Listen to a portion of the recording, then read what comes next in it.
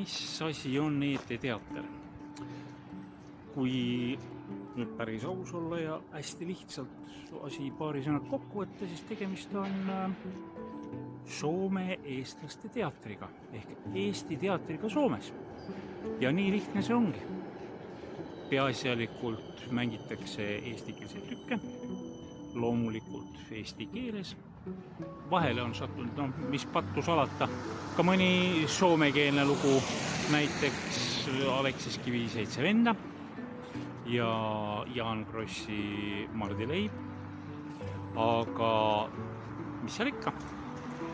Jälgige meie Facebooki ja YouTube'i ja Instagrami ja saate lähimate nädalate jooksul rohkem teada meie tegemistest, meie inimestest ja sellest, mida, kuidas ja miks.